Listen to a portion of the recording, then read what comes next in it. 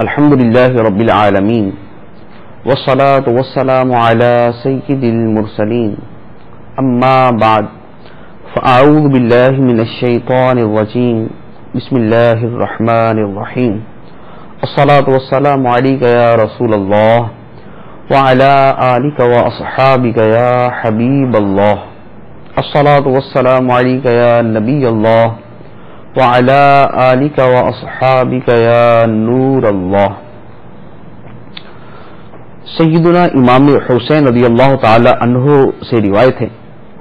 سرکار دو عالم صلی اللہ تعالی علیہ وآلہ وسلم نے ارشاد فرمایا، جس شخص کے پاس میرا ذکر کیا گیا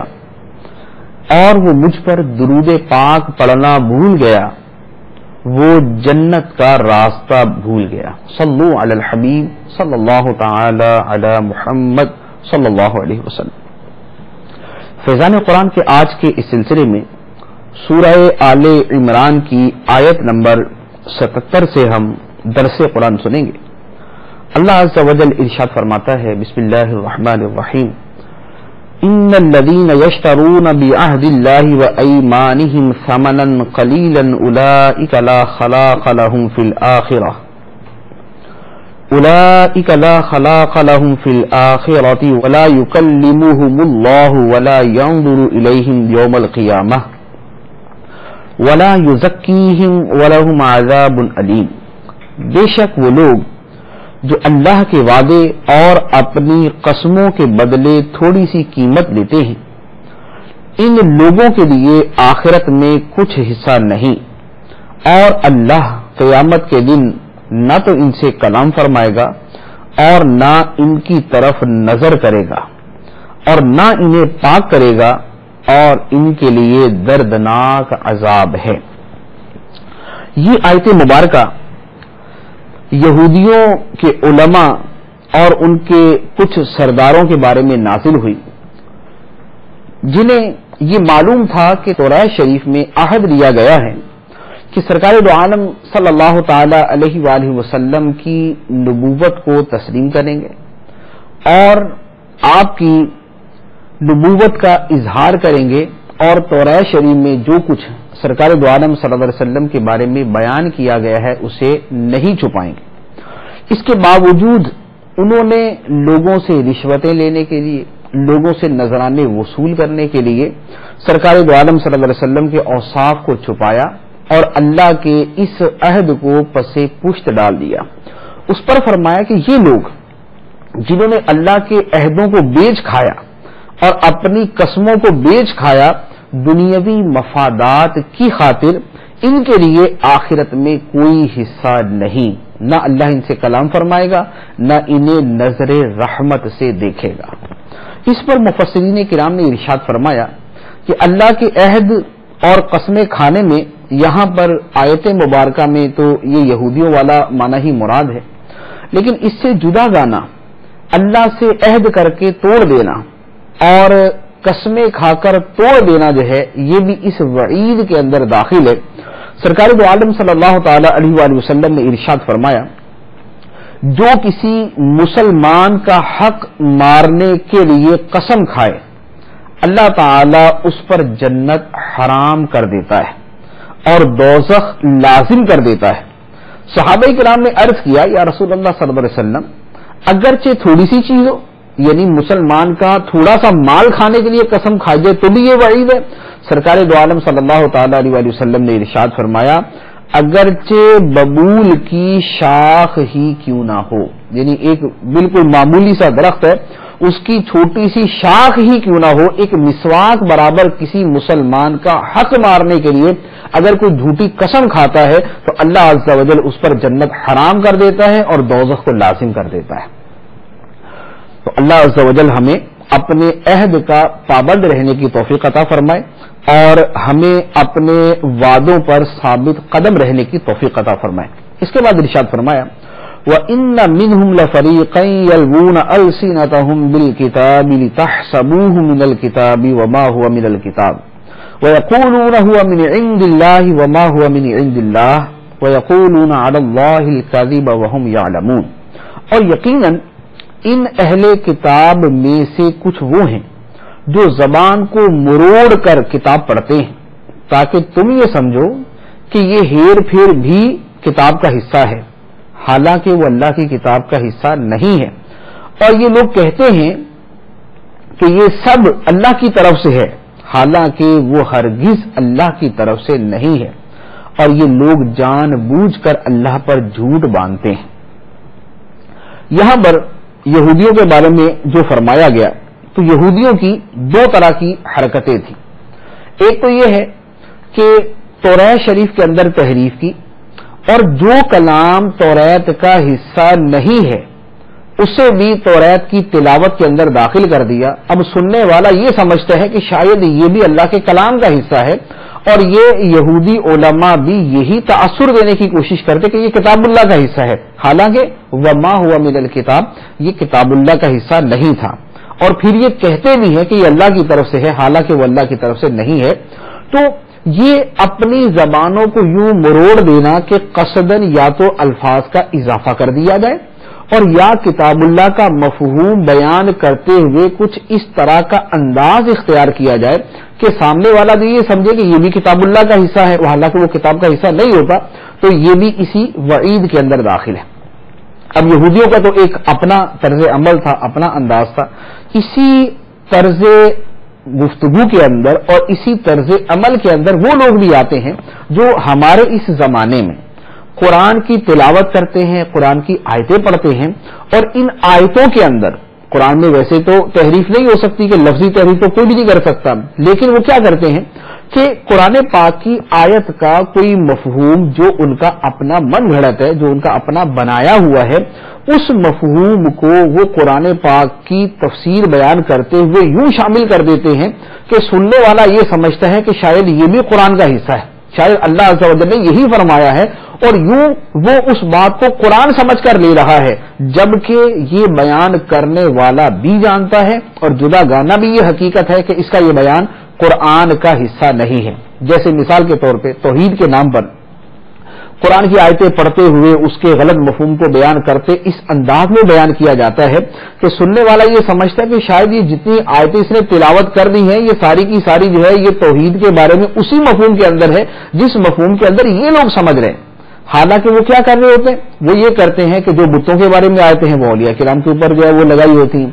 اب وہاں پر لفظ کے آیت کے اندر لفظ من دون اللہ ہوگا، آیت کے اندر لفظ اولیاء کا لفظ موجود ہوگا، تو اب اس کو کہ جہاں وہ بت کے معنی میں ہے اس کو وہ اس انداز کے اندر پڑھیں گے کہ سننے والا یہ سمجھے گا کہ شاید یہ انبیاء اور اولیاء کے بارے میں فرمایا گیا، حالانکہ وہ بتوں کے بارے میں کہا جا رہا ہوتا ہے۔ اسی طرح پھر جو جدید فکر دینے والے، جو نئی روشن خیالی کا شکار ہیں، جو اسلام کو جدید کرنے کے چکر کے اندر ہیں، وہ قرآن کی آیتوں کو پردے کے خلاف، اسلامی اصولوں کے خلاف، اسلامی رسم و رواج کے خلاف، اسلامی احکام کے خلاف انہی آیتوں کی تلاوت کر کے یوں تاثر دیتے ہیں کہ گویا جو یہ سمجھ رہے ہیں قرآن وہ کہہ رہے ہیں، حالانکہ قرآن وہ نہیں فرما رہا ہوتا، وہ ان کی اپنی سوچ ہوتی ہے، لیکن چونکہ ان کو پردے سے دشمنی ہے، چونکہ ان کو اسلامی قوانین سے دشمنی ہے، چونکہ ان کو اسلامی شکل و صورت اور اسلامی کلچر سے دشمنی ہے، لہذا وہ اپنے مفاہیم کو قرآن کی آیتوں کے ضمن میں یوں بیان کر دیتے ہیں لِتَحْسَبُوهُ مِنَ الْكِتَابِ وَمَا هُوَ مِنَ الْكِتَابِ، کہ تم یہ سمجھو کہ یہ بھی کتاب اللہ کا حصہ ہے، حالانکہ وہ کتاب اللہ کا حصہ نہیں ہے، بلکہ حقیقت کیا ہوتی ہے وَيَقُولُونَ عَلَى اللَّهِ الْكَذِبَ وَهُمْ يَعْلَمُونَ، یہ جان بوجھ کر اللہ پہ جھوٹ باندھ رہے ہوتے ہیں۔ تو اللہ عز و جل ہمیں ان پہلے والوں کے طرز عمل سے بھی بچائے اور ان موجودہ لوگوں کے طرز عمل سے بھی محفوظ فرمائے۔ اس کے بعد ارشاد فرمایا ما كان لبشر ان يؤتيه الله الكتاب والحكم والنبوة ثم يقول للناس كونوا عبادا لي من دون الله ولكن كونوا ربانيين بما كنتم تعلمون الكتاب وبما كنتم تدرسون۔ کسی آدمی کو یہ حق حاصل نہیں کہ اللہ اسے کتاب و حکمت اور نبوت عطا کرے، پھر وہ لوگوں سے کہے کہ اللہ کو چھوڑ کر میری عبادت کرنے والے بن جاؤ، بلکہ وہ یہ کہے گا کہ اللہ والے ہو جاؤ، کیونکہ تم دوسروں کو کتاب کی تعلیم دیتے ہو اور اس لیے کہ تم خود بھی اسے پڑھتے ہو۔ یہاں پر انبیاء کرام علیہمُ السلام کی شان کا بیان اور ان پر ہونے والے اعتراض کا جواب ہے۔ جو فرمایا گیا وہ یہ ہے کہ کسی آدمی کو یہ حق حاصل نہیں کہ اللہ تعالیٰ اسے علم و عمل میں کمال عطا فرمائے اور پھر وہ لوگوں کو صحیح راستہ دکھانے کی بجائے انہیں اپنا بندہ بنانا شروع کر دے اور انہیں اپنی عبادت کی طرف دعوت دے۔ شان نزول یہ ہے کہ نجران کے عیسائیوں نے سرکار دو عالم صلی اللہ تعالی علیہ وسلم سے کہا کہ ہم جو حضرت عیسیٰ علیہ السلام کو خدا مانتے ہیں، تین میں سے ایک مانتے ہیں، تو اس کی وجہ یہ ہے کہ حضرت عیسیٰ علیہ السلام نے ہمیں خود فرمایا تھا۔ اس پر یہ آیت مبارکہ نازل ہوئی کہ حضرت عیسیٰ علیہ السلام اللہ کے نبی ہیں، اور اللہ کے نبی کی یہ شان نہیں ہے کہ اللہ تعالیٰ اسے علم، کتاب اور حکمت اور نبوت عطا فرمائے اور پھر وہ لوگوں سے یہ کہنا شروع کر دے کہ تم میری عبادت کرنے والے بن جاؤ، میری عبادت کرنا شروع کر دو۔ تو حضرت عیسیٰ علیہ السلام پر یہ بہتان ہے جس کا دفاع اللہ عز و جل نے فرمایا۔ دوسرا شان نزول یہ بیان کیا گیا کہ سرکار دو عالم صلی اللہ تعالی علیہ وسلم نے جب لوگوں کو اپنی اطاعت کی طرف بلایا تو یہودیوں نے کہنا شروع کر دیا کہ اے محمد صلی اللہ علیہ وسلم، آپ یہ چاہتے ہیں کہ ہم آپ کو خدا مان لیں اور ہم آپ کی عبادت کرنا شروع کر دیں۔ تو سرکار دو عالم صلی اللہ تعالی علیہ وسلم نے اس آیت مبارکہ کی تلاوت فرمائی کہ کسی کے لیے یہ ممکن جائز نہیں ہے کہ اللہ عز و جل اسے کتاب، حکمت اور نبوت عطا کرے اور پھر وہ لوگوں سے یہ کہنا شروع کر دے کہ تم میرے بندے بن جاؤ، بلکہ وہ لوگوں سے کیا فرماتا ہے؟ وہ فرماتا ہے وَلَٰكِن كُونُوا رَبَّانِيِّينَ، تم اللہ والے بن جاؤ، تم اللہ والے بن جاؤ، ربانی بن جاؤ۔ ربانی کا کیا مطلب ہے؟ مفسرین نے فرمایا کہ ربانی کے معنی ہے نہایت دیندار، عالم باعمل اور فقیہ، یعنی اللہ کا نبی لوگوں سے یہ کہتا ہے کہ تم اللہ والے بن جاؤ، تم دیندار بن جاؤ، تم علم و عمل والے بن جاؤ، تم دین کے اندر سمجھ بوجھ رکھنے والے بن جاؤ، کبھی ان کو یہ نہیں کہتا کہ تم میرے بندے بن جاؤ۔ وَلَا يَأْمُرَكُمْ أَن تَتَّخِذُوا الْمَلَائِكَةَ وَالنَّبِيِّينَ أَرْبَابًا يَأْمُرُكُمْ بِالْكُفْرِ بَعْدَ إِذْ أَنْتُمْ مُسْلِمُونَ، اور نہ تمہیں یہ حکم دے گا کہ فرشتوں اور نبیوں کو رب بنا لو، کیا وہ تمہیں تمہارے مسلمان ہونے کے بعد کفر کا حکم دے گا؟ یعنی نبی یہ کام کبھی نہیں کر سکتا کہ لوگوں کو معاذ اللہ وہ کفر کرنے کا کہے اور خود کو رب ماننے کا کہے۔ اس کے بعد ارشاد فرمایا وَإِذْ أَخَذَ اللَّهُ مِيثَاقَ النَّبِيِّينَ لَمَا آتَيْتُكُم مِّن كِتَابٍ وَحِكْمَةٍ ثُمَّ جَاءَكُمْ رَسُولٌ مُصَدِّقٌ لِّمَا مَعَكُمْ لَتُؤْمِنُنَّ بِهِ وَلَتَنصُرُنَّهُ قَالَ أَأَقْرَرْتُمْ وَأَخَذْتُمْ عَلَىٰ ذَلِكُمْ إِصْرِي قَالُوا أَقْرَرْنَا قَالَ فَاشْهَدُوا وَأَنَا مَعَكُمْ مِنَ الشَّاهِدِينَ۔ اور یاد کرو جب اللہ نے نبیوں سے وعدہ دیا کہ میں تمہیں کتاب اور حکمت عطا کروں گا، پھر تمہارے پاس وہ عظمت والا رسول تشریف لائے گا جو تمہاری کتابوں کی تصدیق فرمانے والا ہوگا، تو تم ضرور ضرور اس پر ایمان لانا اور ضرور ضرور اس کی مدد کرنا۔ اللہ نے فرمایا اے نبیو، کیا تم نے اس کا اقرار کر لیا اور اس اقرار پر میرا بھاری ذمہ لے لیا؟ سب نے عرض کی ہم نے اقرار کر لیا۔ اللہ نے فرمایا تو اب ایک دوسرے پر بھی گواہ بن جاؤ اور میں خود بھی تمہارے ساتھ گواہوں میں سے ہوں گا۔ یہ آیت مبارکہ سرکار دو عالم نور مجسم رحمت عالم شفیع معظم صلی اللہ تعالی علیہ وآلہ وسلم کی عظمت و شان کو نہایت واضح طریقے سے بیان کرتی۔ سیدنا علی المرتضی شیر خدا رضی اللہ تعالی عنہ نے ارشاد فرمایا اللہ تعالی نے حضرت آدم علیہ السلام اور ان کے بعد جتنے بھی انبیاء کو نبوت عطا فرمائی ان سب سے سرکار دو عالم صلی اللہ علیہ وسلم کے بارے میں عہد لیا، اور ان انبیاء نے اپنی قوموں سے عہد لیا کہ اگر نبی پاک صلی اللہ تعالی علیہ وسلم ان کی حیات ظاہری میں تشریف لے آئیں تو وہ سب کے سب سرکار پر ایمان بھی لائیں گے اور آپ کی مدد و نصرت بھی کریں گے، کیونکہ آیت مبارکہ میں فرمایا گیا انبیاء کرام علیہم السلام کی جو ارواح کو جمع کر کے اللہ عز و جل نے سرکار کی آمد کا تذکرہ فرمایا، اس میں ان سے فرمایا کہ میں تمہیں کتاب اور حکمت عطا کروں گا،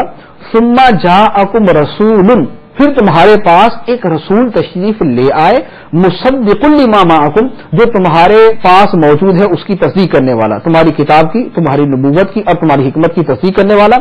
تو جب وہ رسول تمہارے پاس تشریف لائے لَتُؤْمِنُنَّ بِهِ وَلَتَنْصُرُنَّهُ، تو تم نے اس پہ ضرور ایمان بھی لانا ہے اور اس کی ضرور مدد بھی کرنی ہے۔ تو یہ سرکار دو عالم صلی اللہ علیہ وسلم کی نہایت ہی عظیم فضیلت ہے کہ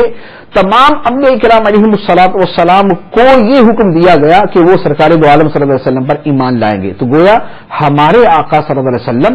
نبی الانبیاء ہیں، ہمارے آقا صلی اللہ علیہ وسلم نبی الانبیاء ہیں، نبیوں کے بھی نبی ہیں کہ تمام انبیاء ہمارے آقا صلی اللہ تعالی علیہ وسلم پر ایمان لاتے ہیں۔ پھر جب یہ وعدہ انبیاء کرام علیہم الصلوۃ والسلام سے لیا گیا تو اس کے ساتھ اللہ عز و جل نے فرمایا اقررتم، اے انبیاء کیا تم نے اس وعدے کا اقرار کر لیا، واخذتم علی ذالکم اسری، اور اس اقرار پر میرا بھاری ذمہ بھی قبول کر لیا۔ تو سب انبیاء کرام علیہم الصلوۃ والسلام نے عرض کی اقررنا، ہم نے اقرار کر لیا کہ سرکار دو عالم صلی اللہ علیہ وسلم پر ایمان لائیں گے، آپ کی تصدیق کریں گے، آپ کی تائید کریں گے، آپ کی نصرت و حمایت کریں گے اگر آپ ہمارے زمانے میں تشریف لے آئے۔ قال فاشهدوا، اس پر اللہ عز و جل نے فرمایا کہ جب تم سب نے اقرار کر لیا تو اب ایک دوسرے کے گواہ بن جاؤ کہ نبی کریم صلی اللہ تعالی علیہ وسلم پر ایمان لانے اور آپ کی مدد و نصرت کرنے کا اقرار کیا تھا، اس پر ایک دوسرے کے گواہ بن جاؤ، اور ایک دوسرے پر گواہ بننے کے ساتھ وَأَنَا مَعَكُم مِّنَ الشَّاهِدِينَ، میں بھی تمہارے ساتھ گواہوں میں سے ہوں، میں بھی تمہارے ساتھ گواہی دینے والا ہوں۔ تو یہ سرکار دو عالم صلی اللہ علیہ وسلم کی عظمت ہے کہ تمام انبیاء کرام علیہم السلام کو ایک دوسرے کا گواہ بنایا گیا، اور رب العالمین عز و جل خود اس کے اوپر گواہی ارشاد فرما رہا ہے۔ اور پھر فرمایا فمن تولی بعد ذلک فاولئک هم الفاسقون، پھر جو کوئی اس اقرار کے بعد روگردانی کرے گا تو وہی لوگ نافرمان ہوں گے۔ اس آیت مبارکہ پر علماء کرام نے باقاعدہ کتب تصنیف فرمائی، صرف اس آیت مبارکہ سے سرکار دو عالم صلی اللہ علیہ وسلم کی عظمت و شان بیان کرنے کے لیے علماء کرام نے اس آیت مبارکہ کی تفسیر کے اندر کتابیں تصنیف فرمائی، جس کا بہت عمدہ خلاصہ امام اہل سنت مجدد دین و ملت مولانا شاہ امام احمد رضا خان علیہ رحمت الرحمان کی تصنیف مبارک تجلی الیقین بان نبینا سید المرسلین کے اندر موجود ہے۔ اس کے بعد ارشاد فرمایا افغیر دین اللہ یبغون وله اسلم من فی السماوات والارض طوعا وکرہا والیہ یرجعون، کیا لوگ اللہ کے دین کے علاوہ کوئی اور دین چاہتے ہیں؟ حالانکہ آسمانوں اور زمینوں میں جو کوئی بھی ہے وہ سب خوشی سے یا مجبوری سے اسی کی بارگاہ میں گردن جھکائے ہوئے ہیں اور سب کو اسی کی طرف لوٹایا جائے گا۔ ارشاد فرمایا کہ کیا اللہ کے دین کے علاوہ اور دین تلاش کرتے؟ اللہ کے دین سے بہتر دین کوئی دوسرا نہیں ہو سکتا۔ آسمان و زمین میں جو کوئی بھی ہے خوشی سے یا مجبوری سے اللہ کی بارگاہ میں اپنی گردن جھکائے ہوئے، فرشتے پیدا ہی معصومیت پہ کیے گئے لہذا وہ تو اللہ کی بارگاہ میں گردن جھکائے ہوئے، مسلمان جن ہیں یا مسلمان انسان ہیں، یہ چونکہ اطاعت کرتے ہیں کلمہ پڑھتے ہیں اس لیے اللہ کی بارگاہ میں اپنی گردن جھکائے ہوئے۔ اب وہ معاملہ رہ گیا کافروں کا۔ آیت میں فرمایا گیا کہ آسمان و زمین میں جو بھی ہیں سب اللہ کی بارگاہ میں گردن جھکائے ہوئے ہیں، تو کافر تو اللہ کی بارگاہ میں گردن نہیں جھکاتے، وہ تو خدا کو مانتے ہی نہیں ہیں، تو اس سے وجود کا منکر کو اس کے ساتھ شرک کرنے والا تو اس کی بارگاہ میں اپنی گردن جھکانے والے نہیں ہیں۔ تو اللہ عز و جل نے فرمایا طوعا وکرہا، خوشی سے یا مجبوری سے بہر صورت گردن جھکانے والے ہیں۔ اب کافر اللہ کی بارگاہ میں کس طرح گردن جھکانے والے ہیں؟ وہ یوں کہ جب کافر کی موت کا وقت آتا ہے اور اس کے سامنے موت کے فرشتے ظاہر ہو جاتے ہیں اور عالم غیب اس پر منکشف ہو جاتا ہے، اس وقت وہ بھی ایمان لانے کی بات کرتا ہے۔ اس وقت وہ بھی کہتا ہے کیونکہ اس کے سامنے سارا معاملہ کھل گیا اور ہر چیز اس کے سامنے آ گئی، تو اس وقت وہ بھی کہتا ہے کہ میں اللہ پر ایمان لاتا ہوں، جیسے فرعون نے مرتے وقت کہا تھا کہ میں اس رب پر ایمان لاتا ہوں جو موسیٰ اور ہارون کا رب ہے۔ تو چونکہ کافر مرتے وقت اپنی مجبوری سے اس وقت اللہ پر ایمان لانے کو تیار ہو جاتا ہے، اگرچہ اس وقت اس کا ایمان مقبول نہیں ہوتا، تو فرمایا کہ خوشی سے یا مجبوری سے بہرحال آسمان و زمین میں جو کوئی بھی ہے وہ اللہ عز و جل کے سامنے گردن جھکانے والا ہے۔ وَإِلَيْهِ يُرْجَعُونَ، اور اسی کی طرف سب کو لوٹایا جائے گا۔ اس کے بعد ارشاد فرمایا قل آمنا باللہ وما انزل علینا وما انزل علی ابراہیم واسماعیل واسحاق ویعقوب والاسباط وما اوتی موسیٰ وعیسیٰ والنبیون من ربهم لا نفرق بین احد منهم ونحن له مسلمون، اور تم یوں کہو کہ ہم اللہ پر اور جو ہمارے اوپر نازل کیا گیا ہے اس پر، اور جو ابراہیم اور اسماعیل اور اسحاق اور یعقوب اور ان کی اولاد پر نازل کیا گیا ہے اس پر ایمان لاتے ہیں، اور جو موسیٰ اور عیسیٰ کو ان کے رب کی طرف سے دیا گیا ہے اس پر بھی ایمان لاتے ہیں۔ نیز ہم ایمان لانے میں ان میں سے کسی کے درمیان فرق نہیں کرتے، اور ہم اسی کی بارگاہ میں گردن جھکائے ہوئے ہیں۔ یہودیوں اور عیسائیوں نے تو یہ کیا تھا، کچھ نبیوں پر ایمان لائے کچھ پر نہیں لائے، کچھ کتابوں کو مان لیا کچھ کو نہیں مانا۔ مسلمانوں سے فرمایا گیا کہ تم وہ یہودیوں اور عیسائیوں والا طرز عمل اختیار نہ کرو، بلکہ تم یہ کہو کہ اللہ نے جتنے نبی بھیجے ہم سب پہ ایمان لاتے ہیں، اللہ عز و جل نے جتنی کتابیں نازل فرمائی ہم سب پر ایمان لاتے ہیں، ہم سب نبیوں کو ماننے والے اور ساری کتابوں کو ماننے والے ہیں، اور ہم ان کے درمیان کسی قسم کی تفریق نہیں کرتے۔ تو ہم سارے نبیوں کو مانتے ہیں، ہم ساری کتابوں کو مانتے ہیں، ہاں عمل جو ہم کریں گے وہ قرآن پہ کریں گے اور سرکار دو عالم صلی اللہ تعالی علیہ وسلم کی تعلیمات پر کریں گے۔ اس کے بعد فرمایا وَمَن يَبْتَغِ غَيْرَ الْإِسْلَامِ دِينًا فَلَن يُقْبَلَ مِنْهُ وَهُوَ فِي الْآخِرَةِ مِنَ الْخَاسِرِينَ، اور جو کوئی اسلام کے علاوہ کوئی اور دین چاہے گا تو وہ اس سے ہرگز قبول نہ کیا جائے گا، اور وہ آخرت میں نقصان اٹھانے والوں میں سے ہوگا۔ اللہ عز و جل کی بارگاہ میں پسندیدہ دین صرف اسلام، اسلام کے علاوہ اللہ کی بارگاہ میں کوئی دین مقبول نہیں۔ اب جو اسلام کے علاوہ کسی اور دین کو لائے گا وہ اللہ عز و جل کی بارگاہ میں ہرگز مقبول نہیں۔ آدم علیہ الصلوۃ والسلام سے لے کر اب تک اصل دین اسلام ہی تھا، ہاں اس کو مختلف انبیاء کرام علیہم الصلوۃ والسلام لے کر آتے رہے، اور اس وقت دین اسلام صرف وہ ہے جس کو سرکار دو عالم نور مجسم صلی اللہ تعالی علیہ وآلہ وسلم دے کر آئے۔ اب اگر اس زمانے میں کوئی عیسائیت پر، کوئی یہودیت پر یا کسی بھی آسمانی دوسرے دین پر ایمان رکھتا ہے اور ہمارے دین کو وہ تسلیم نہیں کرتا، اس کا دین اسلام والا دین نہیں ہے۔ اس وقت دین اسلام سے مراد وہی دین ہے جو محمد مصطفیٰ صلی اللہ تعالی علیہ وآلہ وسلم لے کر دنیا میں تشریف لائے۔ تو جو اس دین کے علاوہ کوئی اور دین تلاش کرتا ہے، کوئی اور دین چاہتا ہے، تو فرمایا فَلَن يُقْبَلَ مِنْهُ، اس سے ہرگز قبول نہیں کیا جائے گا، وَهُوَ فِي الْآخِرَةِ مِنَ الْخَاسِرِينَ، وہ آخرت کے اندر خسارہ پانے والوں میں سے ہوگا۔ یہاں پر بھی ہمارے وہ روشن خیال حضرات کہ جو الٹی سیدھی بولتے رہتے ہیں، وہ یہاں پر بھی اس طرح کی تعویلیں کرتے ہیں کہ سارے دین ہی دین اسلام ہے، لہذا جو کسی بھی دین کے اوپر عمل کرے گا اگر وہ اس دین کو صحیح سمجھ کے چل رہا ہے تو وہ دین اسلام کے اوپر ہی اور اس کی بخشش ہو سکتی ہے۔ خود کافروں کے اندر بھی جو ہے وہ فرق کرتے ہیں کہ ایک کافر وہ ہے جو ہمیشہ جہنم میں رہے گا، اور ایک وہ ہے کہ جس کو ہم کافر نہیں کہیں گے اگرچہ وہ دوسرے دین کا ہو۔ تو یہ اس طرح کی تفریقات اور اس طرح کی توجیحات جو ہے یہ سراسر باطل اور قرآن و حدیث کے مصادیق کے بالکل خلاف ہے۔ ارشاد فرمایا کیف یہدی اللہ قوما کفروا بعد ایمانہم وشہدوا ان الرسول حق وجاءہم البینات واللہ لا یہدی القوم الظالمین، اللہ ایسی قوم کو کیوں ہدایت دے گا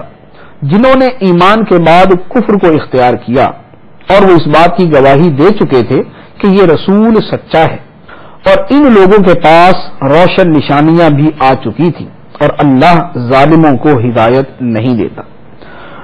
حضرت عبداللہ بن عباس رضی اللہ تعالی عنہما نے فرمایا کہ یہ آیت یہودی اور عیسائی علماء کے بارے میں نازل ہوئی سرکار دو عالم صلی اللہ تعالی علیہ وسلم کی تشریف آوری سے پہلے۔ یہودی اور عیسائی دونوں جماعتوں کے علماء نبی کریم صلی اللہ علیہ وسلم کی بشارتیں دیا کرتے تھے کہ ایک نبی تشریف لائے گا، یہ اوصاف ہوں گے اور اس کے یہ کمالات ہوں گے، سب کچھ بیان کرتے تھے۔ اور جب سرکار دو عالم صلی اللہ علیہ وسلم تشریف لے آئے تو اب اپنے حسب اپنے دنیاوی مفادات، اپنے مالی خواہشات کی وجہ سے اور حسد و بغض کی وجہ سے سرکار دو عالم صلی اللہ علیہ وسلم کا انکار کر دیا. تو اللہ عز و جل نے ارشاد فرمایا کہ یہ لوگ کیف یہد اللہ قوما، اللہ عز و جل ایسی قوم کو کیوں ہدایت دے گا، کافروا بعد ایمانہم، جو ایمان رکھنے کے بعد کافر ہو گئے. پہلے ایمان رکھتے تھے سرکار کے آنے سے پہلے اور پھر کافر ہو گئے. وشاہدوا ان رسول حق، اور وہ اس بات کے گواہ ہیں کہ یہ رسول سچا ہے. مانتے تھے، گواہی دیتے تھے کہ یہ رسول سچا ہے، لیکن جب وہ رسول ان کے پاس تشریف لے آیا تو پھر انہوں نے ماننے سے انکار کر دیا. تو فرمایا کہ کیف یہدی اللہ قوما کفروا بعد ایمانہم، ایسے ایمان کے بعد کفر کرنے والے لوگوں کو اللہ عز و جل کیسے ہدایت دے گا. واللہ لا یہدی القوم الظالمین، اللہ عز و جل ظالموں کو ہدایت نہیں دیتا. اولئک جزاؤہم ان علیہم لعنۃ اللہ والملائکۃ والناس اجمعین خالدین فیہا لا یخفف عنہم العذاب ولا هم ینظرون الا الذین تابوا من بعد ذلک واصلحوا فان اللہ غفور رحیم. یہی وہ لوگ ہیں جن کا بدلہ یہ ہے کہ ان پر اللہ کی اور فرشتوں کی اور انسانوں سب کی لعنت ہے، ہمیشہ اس لعنت میں پڑے رہیں گے، نہ ان سے عذاب ہلکا ہوگا اور نہ انہیں مہلت دی جائے گی، سوائے ان لوگوں کے جنہوں نے کفر کے بعد توبہ کر لی اور اپنی اصلاح کر لی. تو بے شک اللہ بخشنے والا مہربان ہے. تو جو اپنے اس کفر پر ہے ان کی بخشش کمی نہیں ہوگی. ہاں جو توبہ کر لے اور اپنی اصلاح کر لے اللہ عز و جل اس کو معاف فرمانے والا ہے. اس کے بعد فرمایا ان الذین کفروا بعد ایمانہم ثم ازدادوا کفرا لن تقبل توبتهم واولئک هم الضالون. بے شک وہ لوگ جو ایمان لانے کے بعد کافر ہو گئے پھر کفر میں اور بڑھ گئے تو ان کی توبہ ہرگز قبول نہ کی جائے گی اور یہی لوگ گمراہ ہیں. اس آیت مبارکہ کے بارے میں دو مفہوم بیان کیے گئے. ایک تو یہ کہ وہ لوگ جو ایمان لانے کے بعد کافر ہو گئے پھر کفر میں اور بڑھ گئے، اس سے کیا مراد ہے؟ بعد نے فرمایا کہ اس سے مراد یہودی، کیونکہ یہودی حضرت موسیٰ علیہ السلام پر ایمان لائے، جب حضرت عیسیٰ علیہ السلام آئے تو انکار کر دیا. یہ کیا انہوں نے کفر، کافروا بعد ایمان ہی، پہلے ایمان بعد میں کفر. ثم ازدادوا کفرا، پھر کفر کے اندر اور بڑھ گئے. وہ کفر میں اور بڑھنا یہ تھا کہ جب سرکار دو عالم صلی اللہ تعالی علیہ وسلم تشریف لائے تو اب پہلے تو کفر کیا تھا حضرت عیسیٰ علیہ السلام کے ساتھ، اب سرکار دو عالم صلی اللہ علیہ وسلم کے ساتھ کفر کیا تو یہ کفر میں اور بڑھ گئے. تو یہ ان کا کفر میں اور بڑھنا تھا. اور ایک مفہوم یہ بیان کیا گیا کہ اس سے مراد یہودی اور عیسائی دونوں ہیں. دونوں نبی کریم صلی اللہ علیہ وسلم کی تشریف آوری سے پہلے ایمان رکھتے تھے، جب سرکار صلی اللہ علیہ وسلم تشریف لے آئے تو کفر کر دیا. یہ ہو گیا کافروا بعد ایمانہم. ثم ازدادوا کفرا، پھر انکار کے بعد یہ کفر میں بڑھتے گئے. نبی کریم صلی اللہ علیہ وسلم کی مخالفت اور آپ کے ساتھ بغض رکھنے کے اندر یہ لوگ بڑھتے گئے تو اس کو فرمایا کہ یہ لوگ کفر میں بڑھتے گئے. لن تقبل توبتهم واولئک هم الضالون، ان کی توبہ ہرگز قبول نہیں کی جائے گی اور یہی لوگ گمراہ ہیں. ان کی توبہ کیوں قبول نہیں ہوگی؟ اس لیے کہ یہ توبہ کریں گے نہیں،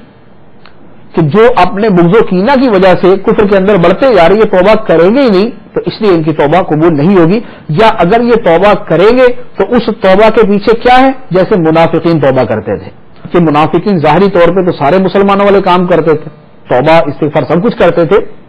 لیکن دلوں کے اندر کفر اور نفاق موجود تھا. تو ایسی توبہ کہ جس میں دل میں کفر اور نفاق موجود ہے، ایسی توبہ اللہ عز و جل ہرگز قبول نہیں فرماتا. ورنہ بہرحال جو سچے دل سے توبہ کرنے والا ہے، جو حقیقی توبہ کرنے والا ہے، تو دنیا دار التوبہ ہے، یہاں پر جو توبہ کرے گا اس کی توبہ قبول کر لی جائے گی. اس کے بعد فرمایا ان الذین کفروا وماتوا وهم کفار فلن يقبل من احدهم ملء الارض ذهبا ولو افتدى به اولئک لهم عذاب علیم وما لهم من ناصرین. بے شک وہ لوگ جو کافر ہوئے اور کفر کی حالت ہی میں مر گئے، ان میں سے کوئی اگرچہ اپنی جان چھڑانے کے بدلے میں پوری زمین کے برابر سونا بھی دے تو ہرگز اس سے قبول نہ کیا جائے گا. ان کے لیے دردناک عذاب ہے اور ان کا کوئی مددگار نہیں ہوگا. آخرت کی نجات کا مدار ایمان پر، ایمان سلامت تو آخرت کی نجات، اور اگر ایمان ضائع ہو گیا تو آخرت کی نجات کسی بھی صورت حاصل نہیں ہو سکتی۔ یہاں فرمایا کہ جو کافر ہوئے اور کافر ہی مرے، یعنی ان کا خاتمہ بھی کفر پر ہوا، تو وہ اگر قیامت کے دن پوری زمین کے برابر سونا بھی اپنی جان چھڑانے کے فدیے میں دے دیں تو یہ سونا بھی قبول نہیں کیا جائے گا۔ پوری زمین کے برابر سونا بھی دے دیں تو یہ فدیے کے اندر قبول نہیں کیا جائے گا جبکہ کفر پر ان کا خاتمہ ہوا ہو۔ تو کفر پر خاتمہ یہی سب سے خطرناک ترین مرحلہ ہے۔ ایمان پر خاتمہ ہی سب سے بڑی سعادت ہے اور کفر پر مرنا ہی سب سے بڑی شقاوت اور بدبختی ہے۔ اسی وجہ سے اولیاء کرام بھی اپنے ایمان پر خاتمے کی فکر سب سے زیادہ کیا کرتے تھے۔ اللہ عز و جل ہمیں ان صالحین کے صدقے میں ایمان پر خاتمہ عطا فرمائے، ایمان اور عافیت کی ہمیں موت عطا فرمائے۔ ارشاد فرمایا لن تنالوا البر حتى تنفقوا مما تحبون وما تنفقوا من شيء فإن الله به عليم۔ تم ہرگز بھلائی کو نہیں پا سکو گے جب تک راہ خدا میں اپنی پیاری چیز خرچ نہ کرو، اور تم جو کچھ خرچ کرتے ہو اللہ اسے جانتا ہے۔ تم ہرگز بھلائی کو نہیں پا سکو گے، بھلائی سے مراد ہے تقوی، فرما برداری، تو تم ہرگز بھلائی کو نہیں پا سکو گے جب تک اپنی پسندیدہ چیز اللہ کی راہ میں خرچ نہ کر دو، یعنی اللہ کی محبت دل میں ایسی ہو کہ اس کی محبت میں بقیہ ہر محبت کو قربان کیا جا سکتا ہو، ہر محبوب شے کو قربان کیا جا سکتا ہو، ہر پیاری چیز اللہ کی راہ میں دی جا سکتی ہو، تو یہ اس بات کی علامت ہوگی کہ والذین آمنوا اشد حبا للہ، ایمان والے سب سے بڑھ کر اللہ سے محبت کرتے ہیں۔ تو سب سے بڑھ کر اللہ سے محبت کرنا ہی یہ ایمان کی معراج ہے اور یہ ایمان کا اعلیٰ مقام ہے۔ تو اس پر صحابہ کرام، بزرگان دین، اولیاء کرام نے عمل کیا کہ اپنی پسندیدہ چیزیں جو ہے وہ اللہ عز و جل کی راہ میں قربان کر دی۔ کسی کو اگر باندی پسند ہے تو اسے اللہ کی راہ میں اللہ کی راہ میں آزاد کر دیا، کسی کو اگر اپنا کوئی باغ پسند ہے، وہ ان کا کھیت ہے، ان کا باغ ہے، ان کی پیداوار اور آمدن کا ذریعہ ہے، اسے اللہ عز و جل کی راہ میں صدقہ کر دیا۔ کسی کو اگر میٹھا پسند ہے تو اللہ عز و جل کی راہ میں وہ میٹھا جو ہے وہ صدقہ کر دیا۔ تو یوں اپنی پسندیدہ چیزوں کو راہ خدا میں خرچ کرنا، صدقہ کرنا، یہ نیکی، تقوی اور بھلائی کو پانے کا ذریعہ ہے۔ تو جو اللہ عز و جل سے جتنی زیادہ محبت کرنے والا ہے وہ اس کی راہ میں اپنی محبوب سے محبوب تر چیز کو اتنا ہی زیادہ قربان کرنے والا ہے۔ اس کے بعد فرمایا کل الطعام کان حلا لبنی اسرائیل الا ما حرم اسرائیل علی نفسه من قبل ان تنزل التوراۃ قل فأتوا بالتوراۃ فاتلوها ان کنتم صادقین۔ تمام کھانے بنی اسرائیل کے لیے حلال تھے سوائے ان کھانوں کے جو یعقوب نے تورات نازل کیے جانے سے پہلے اپنے اوپر حرام کر لیے تھے۔ تم فرماؤ تورات لاؤ اور اسے پڑھو اگر تم سچے ہو۔ مدینہ منورہ کے یہودیوں نے، اس آیت مبارکہ کا شان نزول یہ ہے کہ مدینہ منورہ کے یہودیوں نے سرکار دو عالم صلی اللہ تعالی علیہ وآلہ وسلم سے کہا کہ دین ابراہیمی کی پیروی کرنے والے تو ہم ہیں، آپ دین ابراہیمی کی پیروی کرتے ہی نہیں، کیونکہ دین ابراہیمی میں اونٹ کا گوشت اور اونٹنی کا دودھ یہ دونوں حرام تھے، اور آپ اونٹ کا گوشت بھی کھاتے ہیں، اونٹنی کا دودھ بھی پیتے ہیں، تو لہذا ابراہیمی ہم ہیں نہ کہ آپ۔ سرکار دو عالم صلی اللہ تعالی علیہ وسلم نے فرمایا کہ ایسا تو نہیں، دین ابراہیمی کے اندر جو ہے یہ چیزیں حرام نہیں تھیں۔ یہودیوں نے کہا یہ تو حضرت نوح علیہ السلام کے زمانے سے حرام ہے۔ سرکار دو عالم صلی اللہ علیہ وسلم نے فرمایا کہ اچھا اگر ایسی بات ہے تو تورات شریف لے آؤ، اس میں پڑھ کے دیکھ لیتے ہیں کہ یہ چیزیں دین ابراہیمی میں حرام تھیں یا نہیں تھیں، نوح علیہ السلام کے زمانے سے حرام تھیں یا نہیں تھیں، پتہ چل جائے گا۔ تو اب جب یہودیوں کو تورات ان سے منگوائی گئی تو ان کو پتا تھا کہ تورات کے اندر تو اس کے برعکس لکھا ہوا ہے، یا یہ بات ہے ہی نہیں جو وہ دعویٰ کر رہے، تو اس پر وہ خاموش ہو کر چلے گئے۔ اور اللہ عز و جل نے یہاں پر اس کی حقیقت کو واضح کر دیا کہ یہ جن چیزوں کے بارے میں یہ کہتے ہیں اونٹ کا گوشت اور اونٹنی کا دودھ، تو فرمایا کہ ساری چیزیں بنی اسرائیل پر حلال تھیں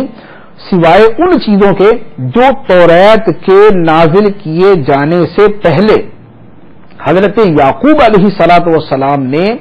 اپنے اوپر حرام کر لی تھی۔ تو حضرت یعقوب علیہ الصلوۃ والسلام جو ہیں یہ حضرت ابراہیم علیہ السلام کے پوتے ہیں، تو جو پوتے نے اپنے اوپر اشیاء کو حرام کیا اللہ عز و جل کے دیے ہوئے اختیار سے، تو وہ دادا کے دین کے اندر تھوڑی حرام ہو جائے گا. تو اس لیے یہودیوں کا یہ دعویٰ کرنا یہ سراسر باطل اور غلط. اس کے بعد فرمایا فَمَنِ افْتَرَىٰ عَلَى اللَّهِ الْكَذِبَ مِن بَعْدِ ذَٰلِكَ فَأُولَٰئِكَ هُمُ الظَّالِمُونَ. پھر اس کے بعد بھی جو اللہ پر جھوٹ باندھتے ہیں تو وہی لوگ ظالم ہیں. جیسے یہودیوں نے جھوٹ باندھا کہ دین ابراہیم میں یہ چیزیں حرام تھی، حالانکہ حرام نہیں تھی، تو فرمایا کہ یہ اللہ پر جھوٹ باندھنا ہے اور یہ لوگ ظالم. تو جو شے حرام ہوتی ہے اسے، جو شے حلال ہے اسے حرام نہیں کہہ سکتے، اور جو حرام ہے اسے حلال نہیں کہہ سکتے. یہ فعل کرنا تحلیل حرام اور تحریم حلال، یہ دونوں اللہ عز و جل کی بارگاہ میں سخت ناپسندیدہ ہے، کیونکہ یہ چیزیں اللہ عز و جل پر افترا کرنے اور اللہ عز و جل پر بہتان باندھنے کے مترادف. پھر فرمایا قل صدق اللہ فاتبعوا ملۃ ابراہیم حنیفا وما کان من المشرکین. اے محبوب تم فرماؤ اللہ نے سچ فرمایا، لہذا تم ابراہیم کے دین پر چلو جو ہر باطل سے جدا تھے اور وہ مشرکوں میں سے نہ تھے. دین ابراہیمی کی پیروی کا حکم دیا، کیونکہ دین ابراہیمی ہی دین محمدی صلی اللہ علیہ وسلم کی شکل میں ہمارے پاس تشریف لایا. اس کے بعد فرمایا ان اول بیت وضع للناس الذی ببکۃ مبارک وہدی للعالمین. بے شک سب سے پہلا گھر جو لوگوں کی عبادت کے لیے بنایا گیا وہ ہے جو مکہ میں ہے، برکت والا ہے اور سارے جہان والوں کے لیے ہدایت. اس سے پہلی آیت میں چونکہ حضرت ابراہیم علیہ السلام کا تذکرہ ہوا تو اب جو دین ابراہیمی کے ممتاز چیز ہے اس کو بیان فرما دیا. خانہ کعبہ جو تعمیر ابراہیمی ہے، اور حج جو حضرت ابراہیم علیہ الصلوۃ والسلام کو بطور خاص حکم دیا گیا.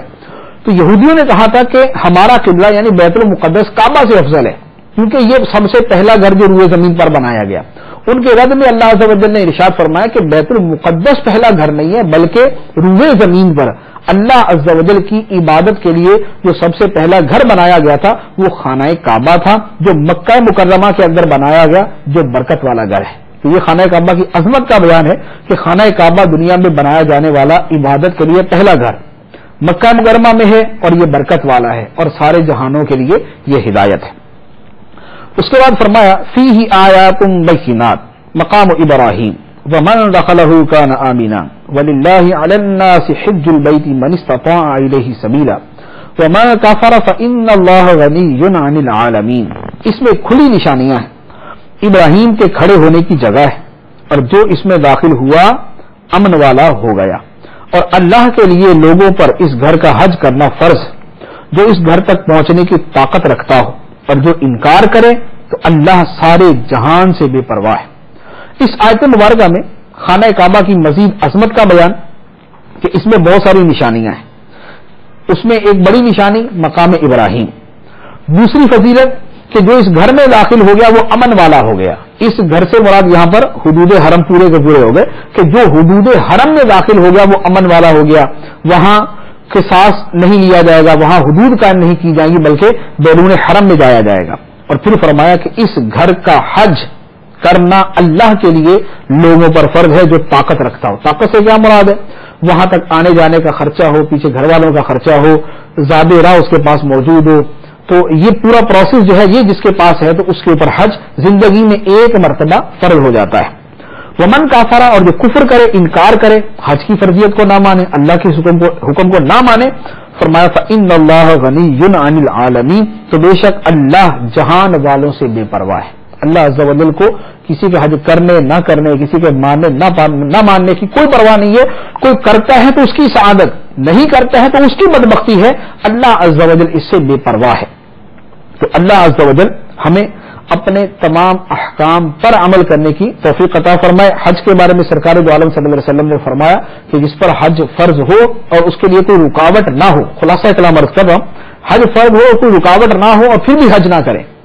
تو اللہ عز و جل کو اس کی کوئی پرواہ نہیں کہ وہ یہودی ہو کر مرے یا عیسائی ہو کر مرے. اللہ عز و جل ہمیں اپنے اس مقدس گھر کی بار بار حاضری نصیب فرمائے. آمین بجاہ النبی الامین صلی اللہ تعالی علیہ وسلم.